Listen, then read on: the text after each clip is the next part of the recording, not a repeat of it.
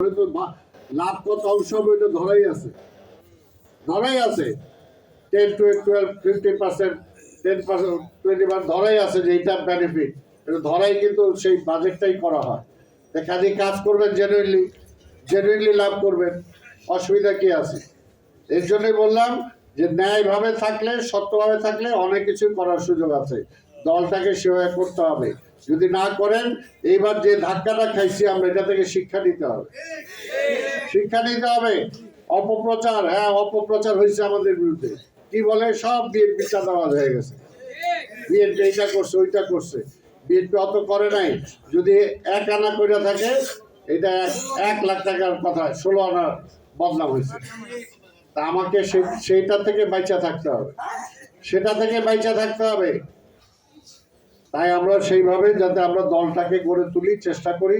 আর আপনাদেরকে নিয়ে কাজ করতে, যে আপনাদেরকে অনেক সময় রাগারাগি করতে হয়েছে, অনেক সময় ধমক দিতে হয়েছে, কিছু মনে করছেন নাকি?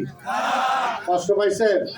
কষ্ট পাইলে ভুলে যান, আর না ভুললেও তো কিছু করতে পারবো না, কিছু করতে পারবো না। যাই হোক, আপনারা সবাই ভালো থাকবেন।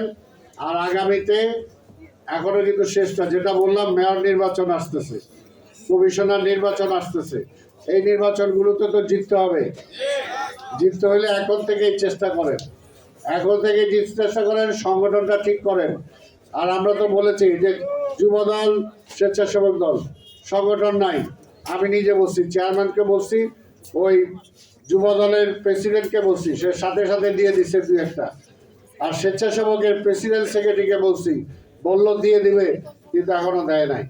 এগুলো যাতে দ্রুত হয়, সংগঠন করতে হবে রে ভাই, সংগঠন পকেটে নিয়ে থাকলে তো হবে না। আপনি রাইট আর রং দেন, তারপর যদি ও ফেল করে আরেকজনে দেন, কিন্তু দিতে হবে তো দায়িত্ব, দেওয়া যাবে না। গ্রুপিং হবে, আরে ভাই গ্রুপিং যাতে না হয় সেই সিস্টেমে করেন। তাহলে সরাসরি সংগঠন করেন, ইলেকশনের মাধ্যমে সংগঠন করেন। একটা না একটা তো করতে হবে। সংগঠন যেটা বললাম, যে দল ছাড়া কোনো বল নাই।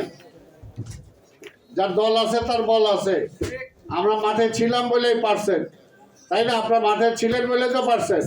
তাহলে জামাতটা যেভাবে শুরু করছিল, যদি আমাদের দলের শক্তি কম থাকতো, তাহলে আমরা পারতাম?